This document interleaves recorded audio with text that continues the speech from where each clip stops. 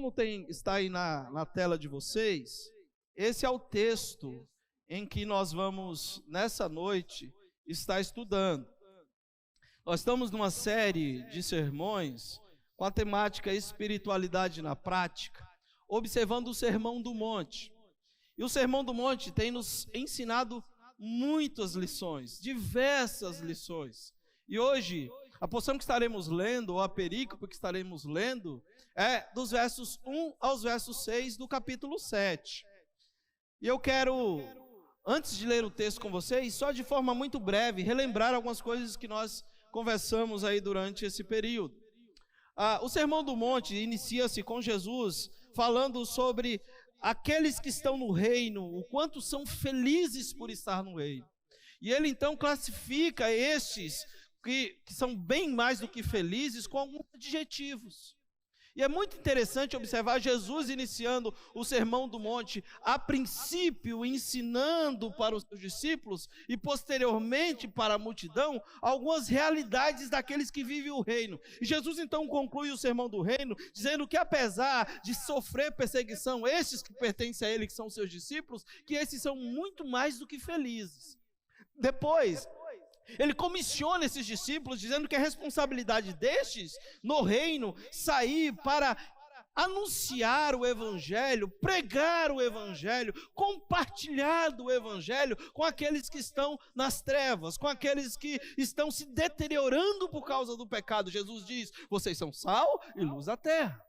Após o Senhor então comissionar, falar da importância da pregação do Evangelho, ele passa então a tecer um comentário ou uma interpretação adequada sobre a lei. E ele passa a dizer a respeito da interpretação equivocada dos escribas e fariseus, dizendo qual é a verdadeira interpretação da lei, indicando a ética do reino para quem é discípulo. Depois, no capítulo 6, Jesus passa a ensinar a vida de quem é discípulo, a vida devocional, ou a vida de devoção. De que maneira é que eu me relaciono com a prática do dar esmola? De que maneira eu me relaciono com a prática da oração? De que maneira eu me relaciono com a prática do jejum? E assim por diante, ele vai começar a trabalhar a piedade na vida de quem vive no reino. E aí, em sequência, ele vai falar daquele que não deve ser dominado pelas circunstâncias terrenas, e muito menos pelas questões daquilo que toma o coração de quem está no reino. O Senhor Jesus diz que nós não deveremos servir a dois senhores, não deveremos ter nosso coração dividido entre dois senhores, nós devemos julgar muito bem essas coisas, e para que possamos servir de forma adequada ao Senhor. Ainda dentro dessa mesma realidade, ele fala, se o seu coração não é dominado pelas coisas da vida dessa terra, você então precisa entender que o seu coração tem que confiar em Deus para que ele não seja dominado pela ansiedade, porque tudo que deixa vocês ansiosos, que são as coisas, comer, beber e vestir, saibam que o Pai cuida de vocês. E a partir de hoje nós começamos uma outra sessão. E o mais lindo é que Jesus fala dos discípulos no reino, que são felizes, da ética do reino, da realidade de confiar em Cristo, da vida de devoção. E agora ele vai falar do relacionamento entre os seus discípulos. E a partir de agora ele vai nos ensinar de que maneira os discípulos no reino devem se relacionar uns com os outros. Eu quero ler o texto então com você, que está aparecendo na tela, que diz assim: não julguem para que vocês não sejam julgados, pois da forma que julgarem, vocês serão julgados. E a medida que usarem também será usada para medir vocês. Porque você repara no cisco que está no olho do seu irmão e não dá conta da viga que está em seu próprio olho?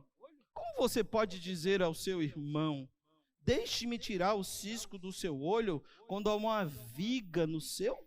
Hipócrita, tire primeiro a viga do seu olho, e então você verá claramente para tirar o cisco do olho do seu irmão.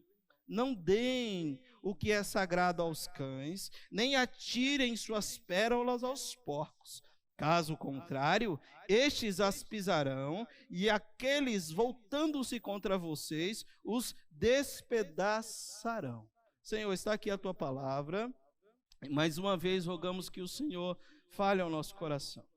Tu sabes, ó Deus, que não há em nós nenhum tipo, Senhor, de capacidade humana, mas há uma dependência total do Senhor e da instrução do Teu Santo Espírito, naquilo que o Senhor, que pela graça e misericórdia, o Senhor nos permitiu ler. Que o Senhor, a Deus, fale-nos, que o Senhor, a Deus, nos conforte, nos console, nos exorte, nos admoeste, mas acima de tudo, Senhor, que o Senhor nos ensine. Senhor, que nossos corações estejam inclinados a ouvir a Tua voz e aprender de Ti, como sempre temos aprendido, Senhor, ao ler a Tua palavra. Oramos, ó Deus, pedimos ao Senhor a Tua bênção, a graça e direção, em nome de Jesus. Amém. Eu quero começar pedindo a você que olhe para essa foto. E quando você olha essa foto em um primeiro momento, o que passa no seu coração? O que é que você enxerga nessa foto aí? Alguns passam a enxergar nessa foto um bebê deitado, uma mãe com a mala do lado e olhando esse celular. E a primeira coisa que vem no coração é: como que isso é capaz? Não é isso? Sim ou não? Isso é uma irresponsabilidade.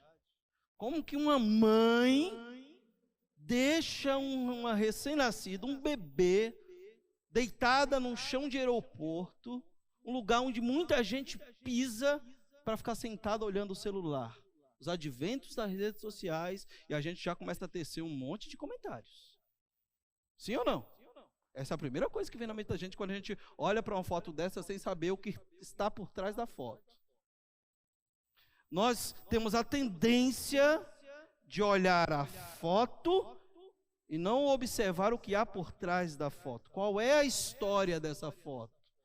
O que ela nos fala? O que essa foto nos apresenta? Eu quero ler a história desta mulher chamada Molly, que diz assim: quem aparece na foto é a norte-americana Molly, que viajava de volta para a casa do Colorado, onde visitou seu irmão sozinho com a filha de 2 meses. A imagem foi retirada no aeroporto internacional de Atlanta, onde ela esperava por uma conexão há dias. Por conta de uma falha no sistema de informática da companhia, seu voo foi, assim como de todos os outros passageiros, cancelado. A própria companhia fez declaração pública assumindo a responsabilidade pelo atraso. De acordo com a reportagem, no momento da viagem, Molly tentava justamente, no momento da imagem, Molly tentava justamente solucionar o problema para levar a sua filha para casa. A viagem deu errada desde o início e ficou pior. O voo de Molly, marcado para uma segunda-feira, foi cancelado. Então, o que foi reagendado para a terça-feira atrasou 6 horas. E o que fez com que ela perdesse sua conexão em Atlanta?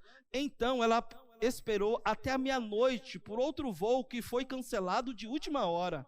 Depois disso, ela ficou até as 4:30 da manhã no telefone com a companhia aérea, tentando resolver o problema. No final, disseram a ela que não havia mais passagens para custear, ou mais vouchers para custear a noite em hotel próximos.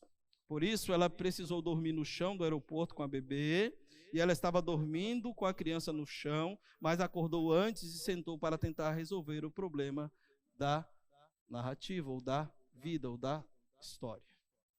Mas a gente tem a tendência de julgar sem conhecer os fatos. Essa é a primeira questão.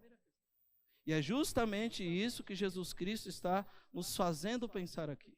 Num momento, em tempos onde cancelar o outro na rede social está tão fácil. Um momento onde tudo a gente cancela. Tudo a gente julga, sem conhecer os fatos. É justamente isso que Jesus está fazendo aqui. Pastor, mas não é o contrário? Não, não é o contrário.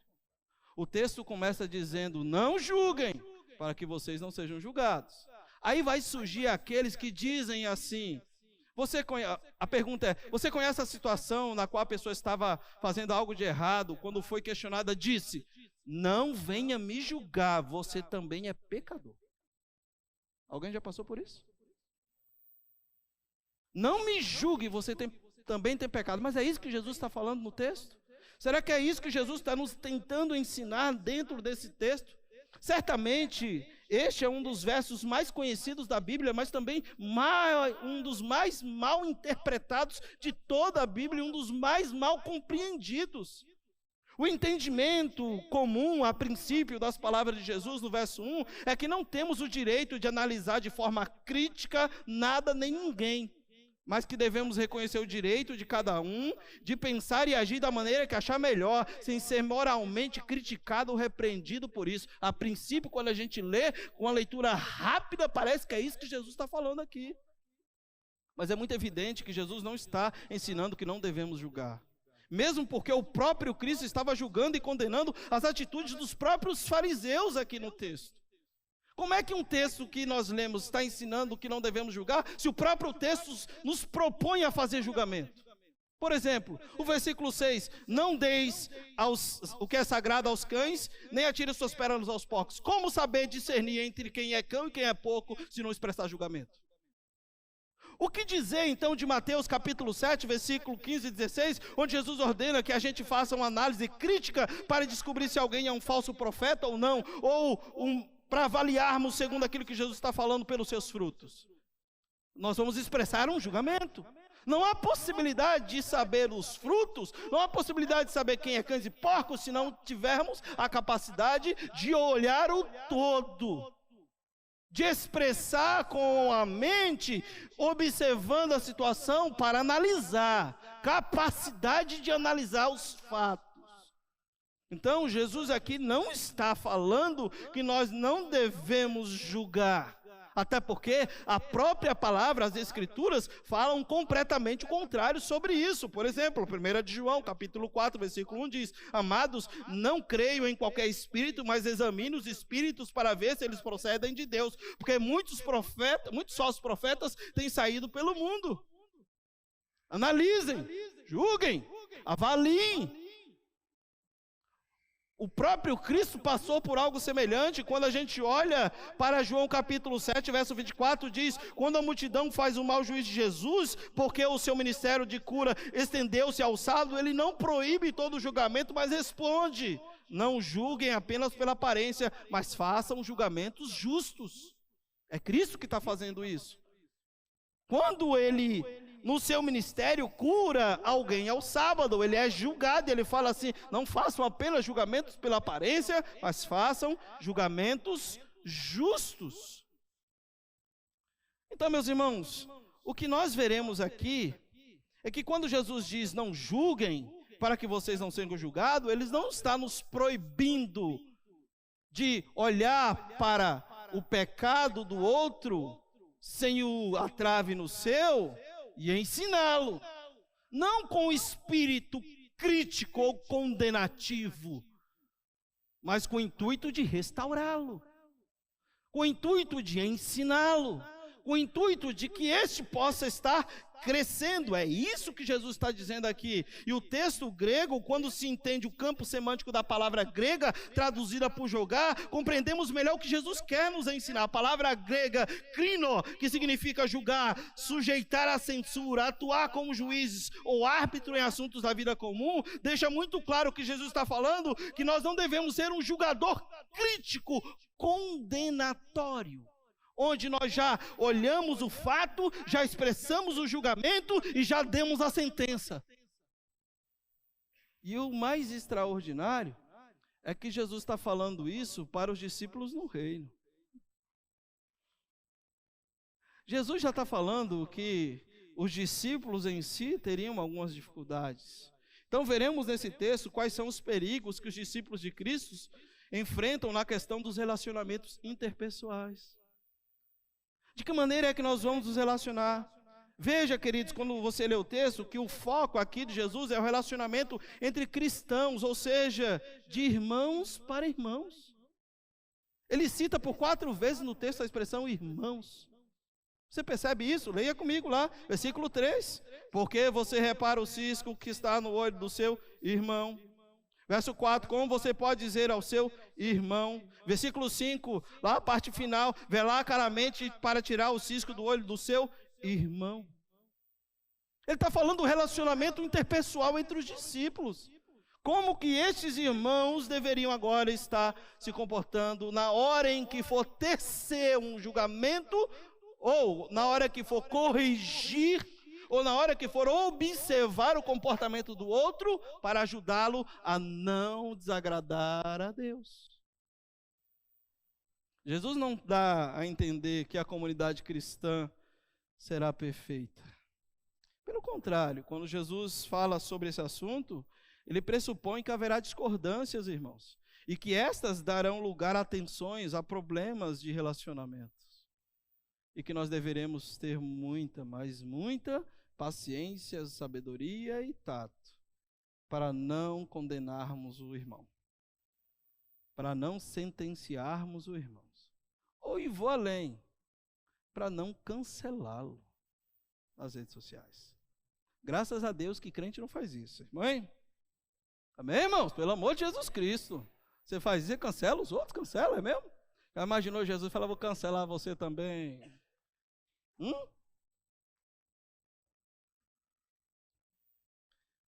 Então, queridos, na prática, a pergunta é, como deveria um cristão se comportar para com um companheiro que agiu mal na comunidade? Será que Jesus tem alguma instrução sobre a disciplina dentro da comunidade, dentro do reino, no relacionamento entre os discípulos, no relacionamento interpessoal? E a resposta é sim. Jesus nos ensina através do próprio texto. E o que primeiro ele nos ensina está aí no verso 1 e no verso 2. O cristão não deve ser juiz da vida de ninguém.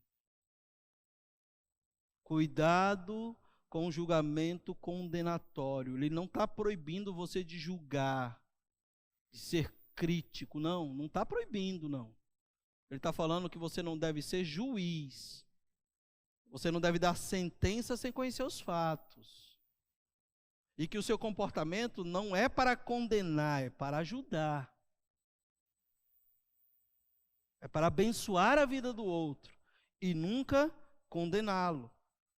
Quando ele diz que o cristão não deve ser juiz, ele está dizendo que nós não devemos exercer essa condenação a quem está ao nosso lado. Nenhum de nós estamos qualificados a ser juiz de outros, pois não podemos ler os corações de ninguém, nem avaliar os seus motivos.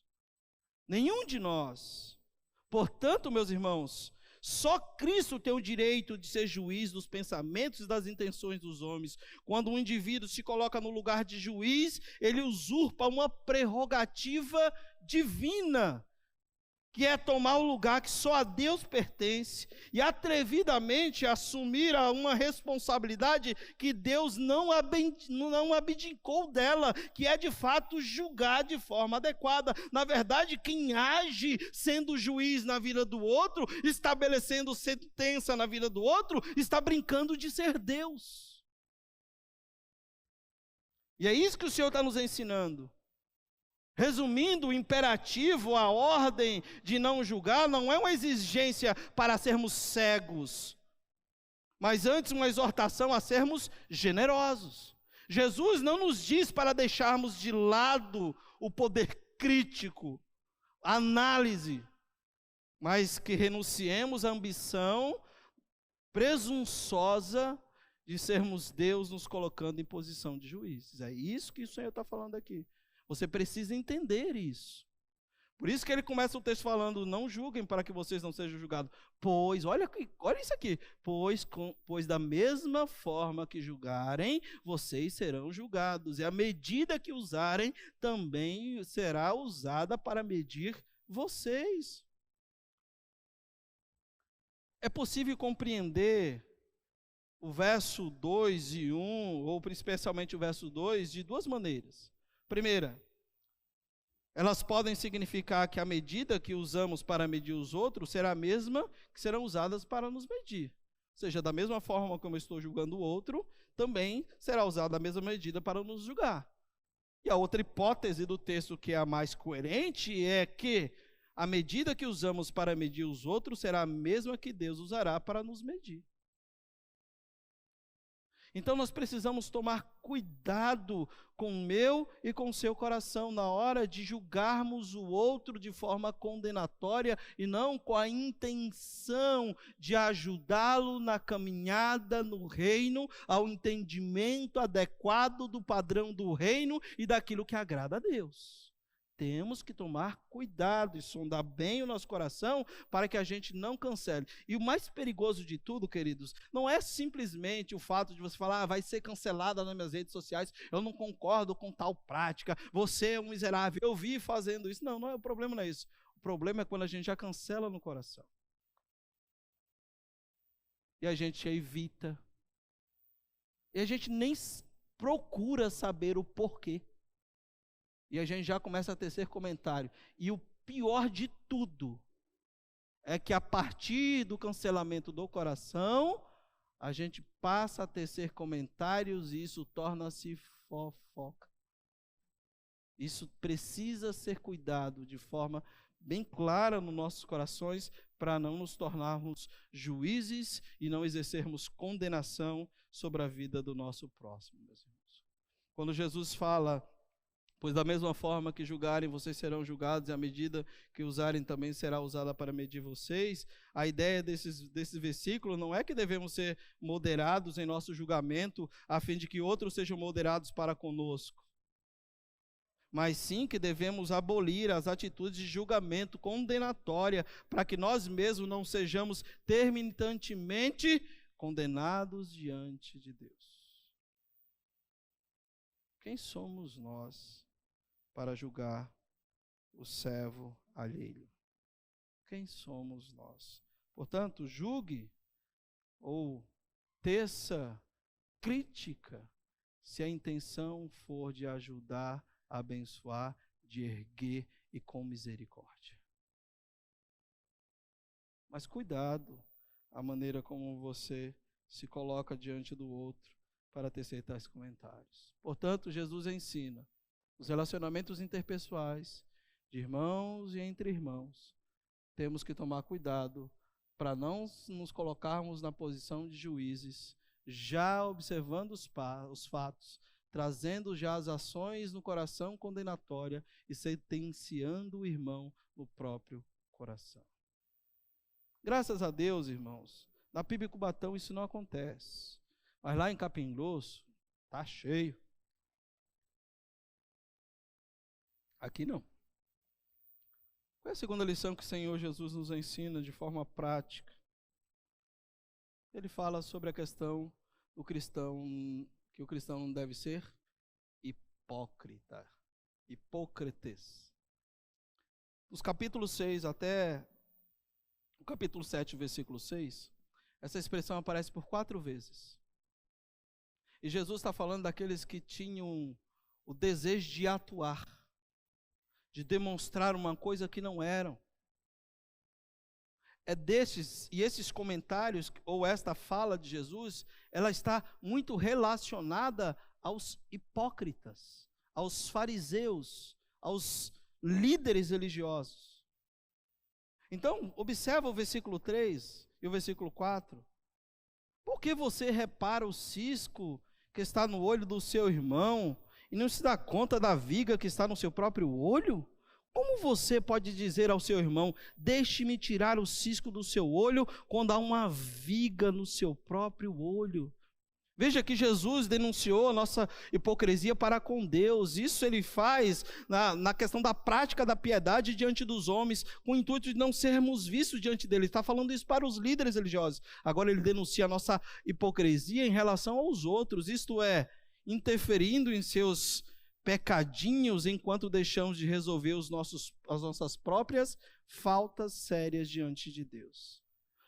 Preste atenção que nós temos uma tendência fatal de enxergar as faltas dos outros e diminuir a gravidade das nossas.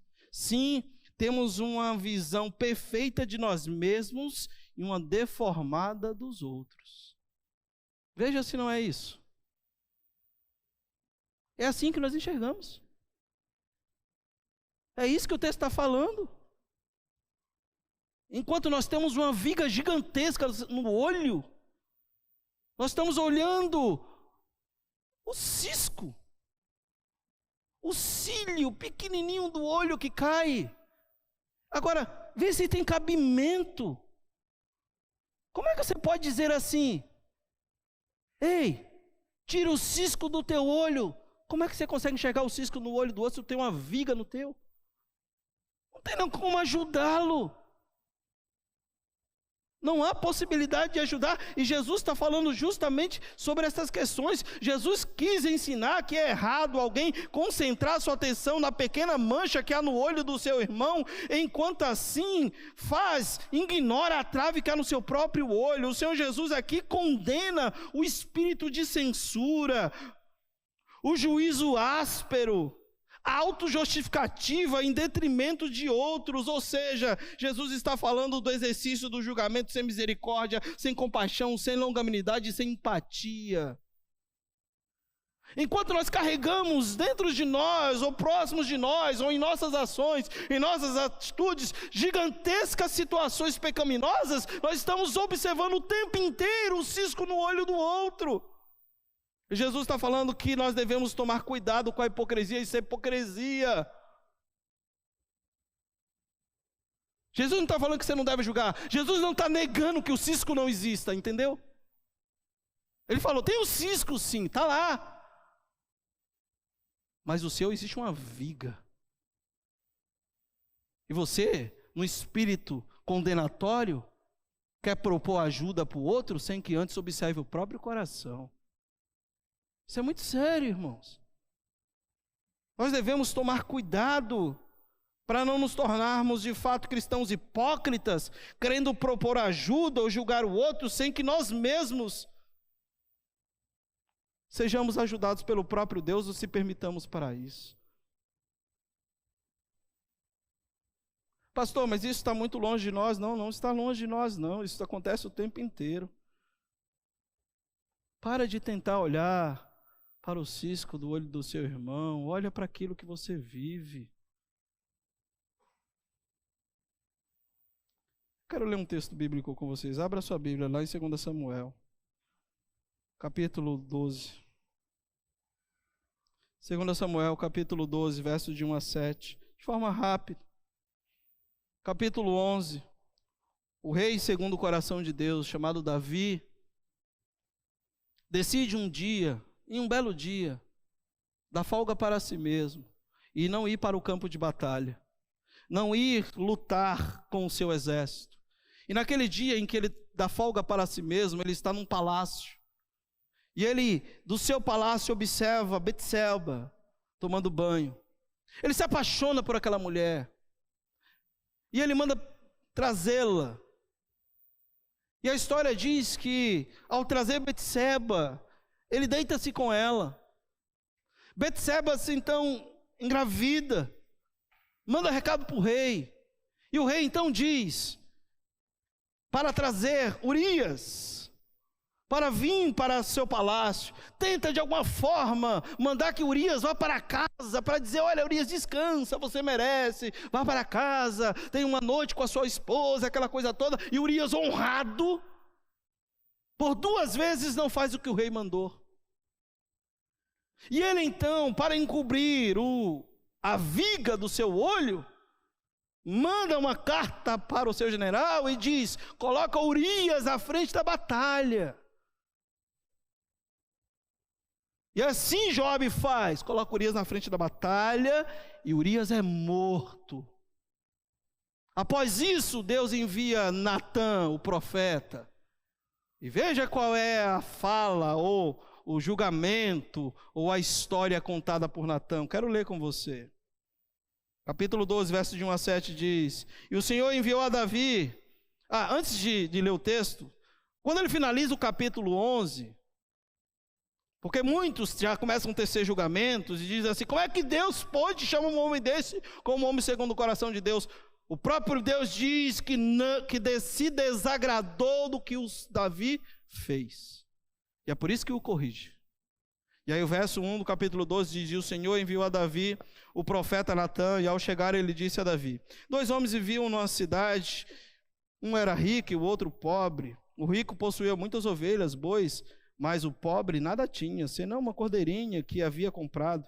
Ele a criou e ela cresceu com ele, com seus filhos. Ela comia junto dele, bebia do seu copo e até dormia em seus braços. Era como uma filha para ele. Certo dia um viajante chegou à casa do rico e este quis pegar uma de suas próprias ovelhas ou de seus bois para preparar-lhe uma refeição. Em vez disso, preparou para o visitante a cordeirinha que pertencia ao pobre. Então Davi encheu-se de ira contra o homem e disse a Natã: juro pelo nome do Senhor que o homem que fez isso merece a morte.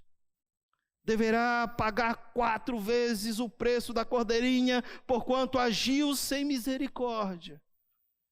E aí Natã olha para Davi e disse: você é esse homem.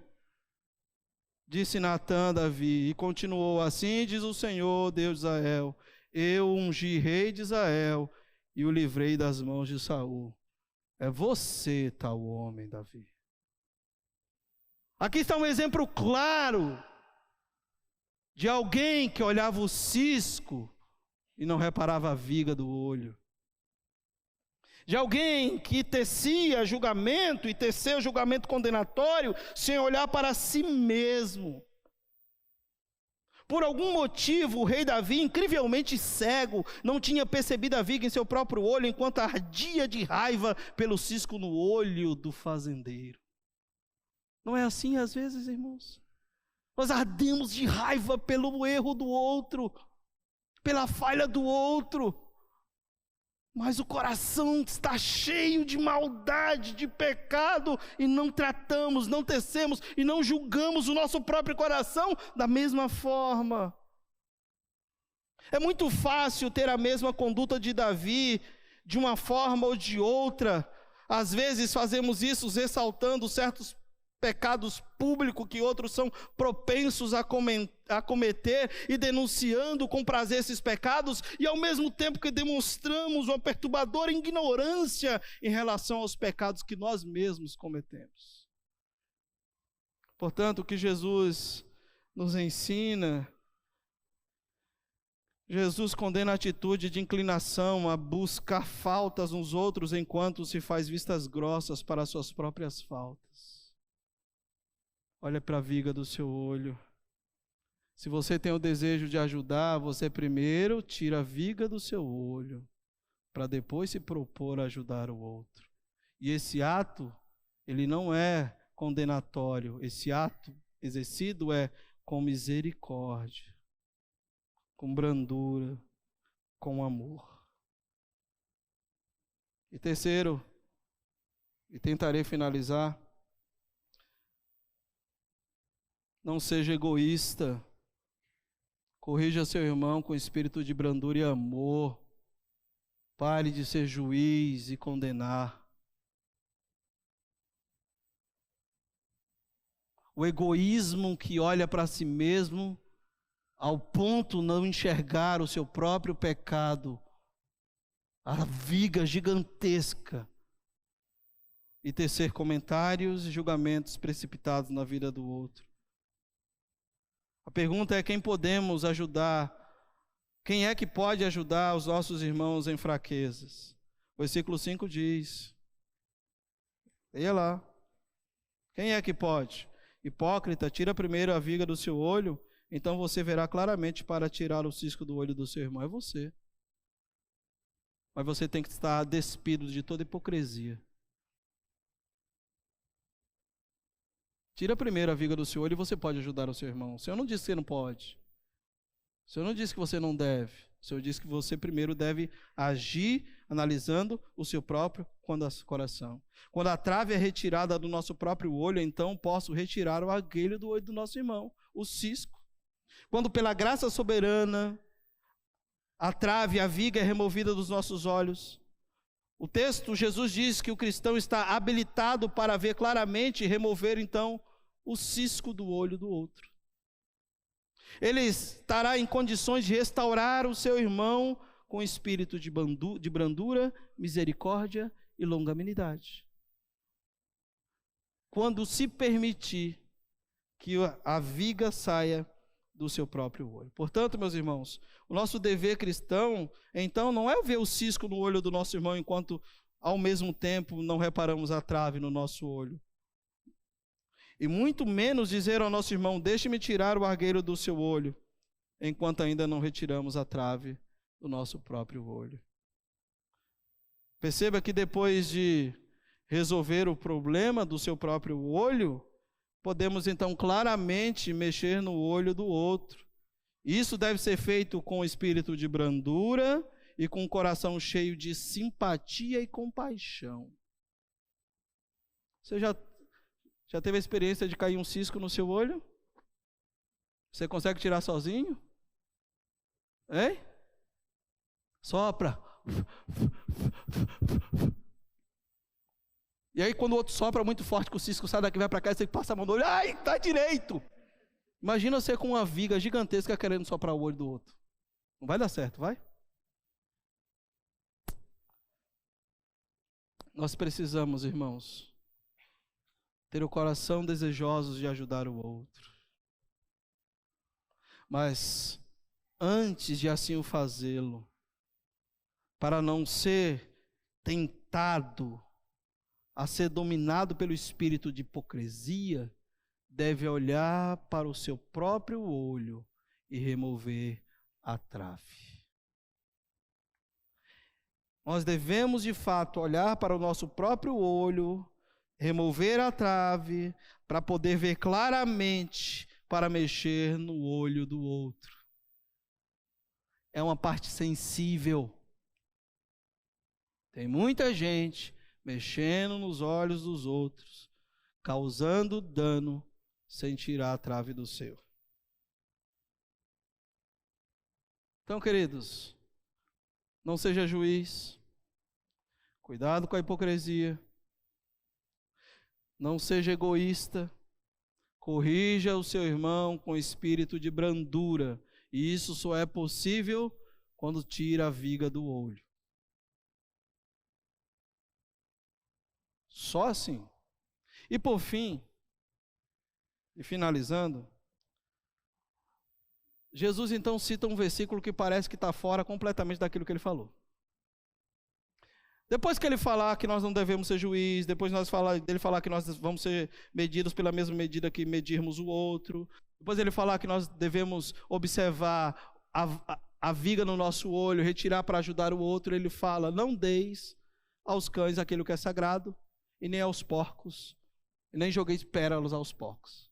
Nada a ver, né? Tudo a ver. E eu vou mostrar para vocês. Veja lá comigo.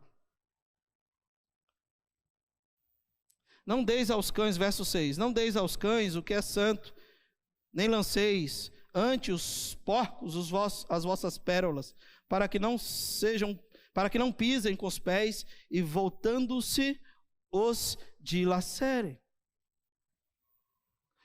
O verso 6 não se trata de uma declaração que possa manter-se de pé isoladamente, como alguns comentaristas tecem, diz que Jesus pegou esse versículo isoladamente e tentou introduzir dentro desta porção. Não, Jesus não está fazendo isso, usando um versículo sem qualquer conexão com aquilo que ele havia ensinado.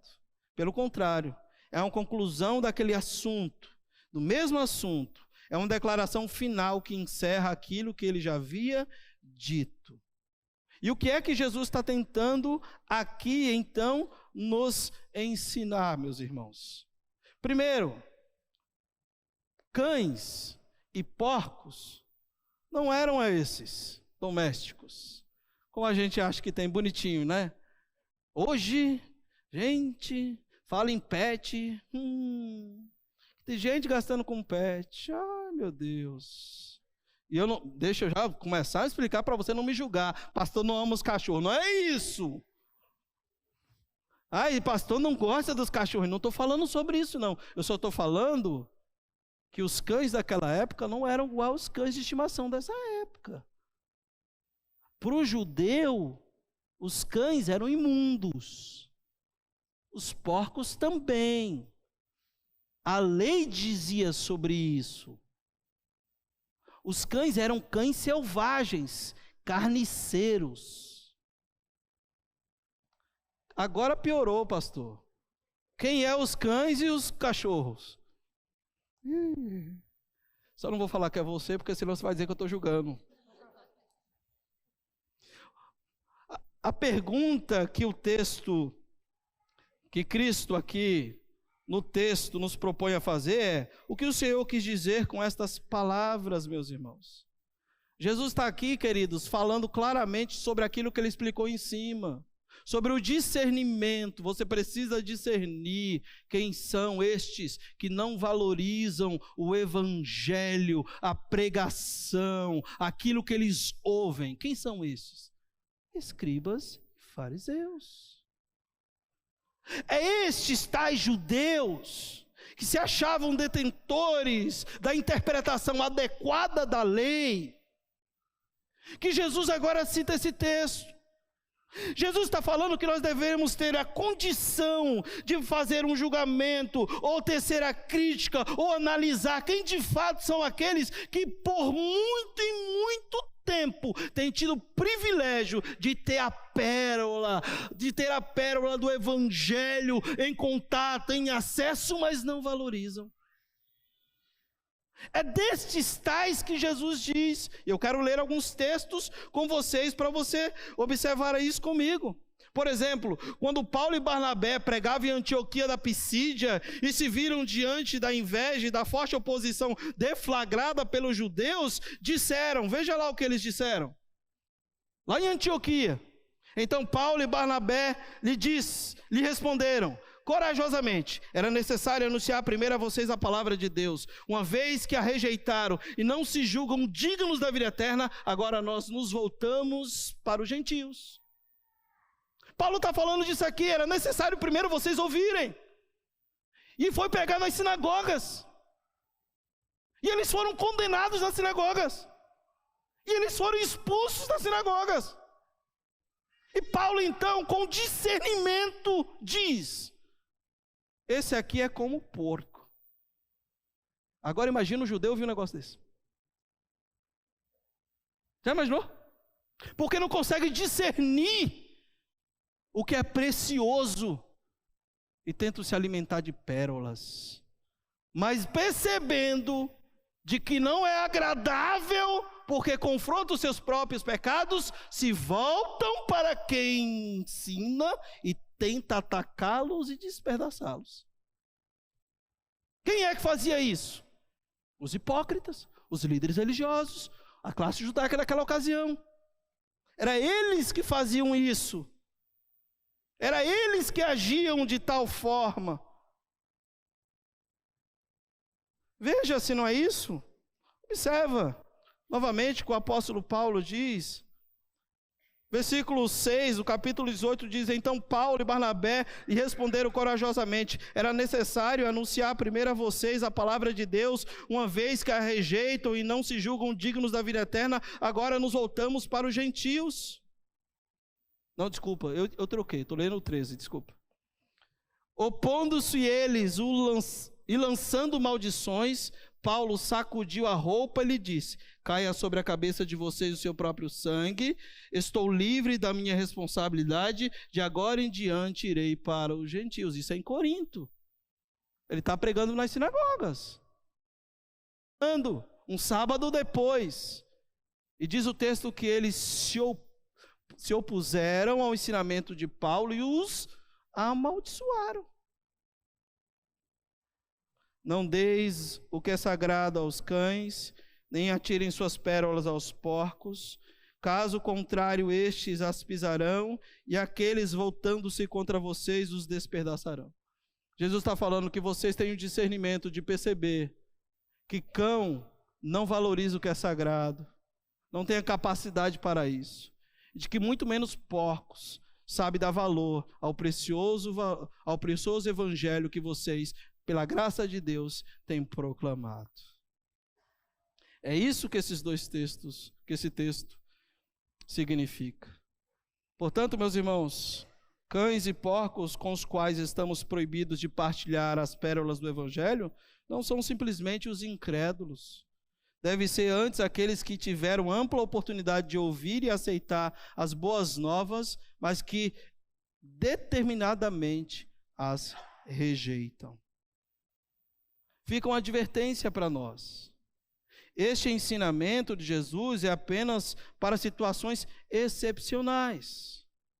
Nosso dever cristão normal é ser paciente e perseverar com as pessoas, como Deus foi paciente e perseverou conosco. Não seja precipitado em já querer discernir quem é pão, quem é cão e quem é porco. Porque tem gente que fala assim, vou pregar o evangelho, vai ser, isso é cachorro. Nós sabemos de muitos testemunhos que muita gente, depois de muito tempo, depois de ouvir o evangelho e renunciando e não aceitando, depois de algum tempo, foram alcançados pela graça de Deus. Mas tem gente que recusa o precioso presente que é o evangelho, e Paulo diz, como estes, deixem as responsabilidades para eles. Eu estou limpo. Não é isso que ele fala no capítulo 18, versículo... Deixa eu voltar aqui. Olha lá, Paulo sacudiu a roupa e disse, caia sobre a cabeça de vocês o seu próprio sangue, estou livre da minha responsabilidade, de agora em diante irei para os gentios. Ah, pastor, mas isso foi Paulo, não, Jesus disse a mesma coisa. Mateus capítulo 10, Jesus diz, ao entrar na cidade, anunciar o evangelho, e eles não dando ouvido, ao sair da cidade, sacuda a poeira dos pés, saiam de lá. Jesus falou isso. Então Jesus aqui, queridos, não está falando que nós não devemos anunciar o evangelho a todos, o evangelho é para todos.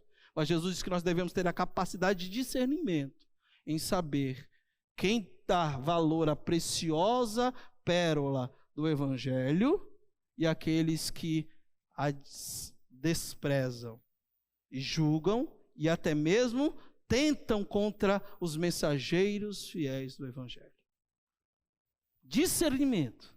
É disso que Jesus está tratando aqui. Portanto, concluo de forma rápida o que isso tem a ver conosco, como isso se aplica na minha vida e na sua, queridos. Olha lá, não seja precipitado, ouça mais e fale menos, não dê ouvidos a boatos, não dê ouvidos à fofoca. Isso vai evitar você se tornar juiz e tecer sentença precipitada na vida do outro. Cuidado, não seja precipitado, ouça mais, fale menos. Não dê ouvidos a boatos, não dê ouvidos à fofoca. O que isso tem a ver conosco, como isso se aplica à nossa vida. Não entre em assuntos que não lhes são devidos. Condenar o pecado dos outros sempre é mais fácil. Cuidado. O que é que vocês estão falando mesmo? Não te interessa. É óbvio, você não vai ser mal educado, né? Mas tem gente que fica com o ouvidinho aqui, ó. Cuidado. Terceiro, cuidado. Jamais devemos emprestar a nossa boca para destruir o nosso irmão com julgamento condenatório. Cuidado com aquilo que você está falando do seu irmão. Você já procurou o seu irmão para conversar? Por que você está falando sem que antes você converse? Não é isso que Mateus capítulo 18 diz? Se porventura você vê seu irmão em pecado, você deve ir entre você e ele só? Você já fez isso? Se você não fez, pare de falar do seu irmão. Se você fala, você está tecendo julgamento condenatório, sentenciando seu irmão ao coração dos outros, sem que antes você possa ouvi-lo. Olha para a viga no seu olho. Com a mesma medida que você medir, medirão também você. Cuidado. E por fim, enfrente a si mesmo honestamente e frontalmente e admita diante de si mesmo a verdade que o caracteriza, quem você é. Só assim você poderá ajudar seu irmão em suas fraquezas. Concluo olhando para esse texto. 1 Pedro, capítulo 4, verso 7 e 8 diz, o fim de todas as coisas está próximo. Portanto, sejam sensatos e sóbrios para se dedicarem à oração.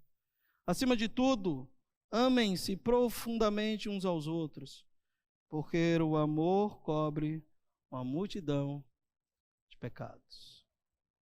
Falta-nos amar mais, ao invés de sermos juízes. Ame mais, irmão. Peça ao Senhor, Deus me ajuda, Senhor. Eu cancelei meu irmão no meu coração já há algum tempo. Eu preciso amá-lo como o Senhor me amou.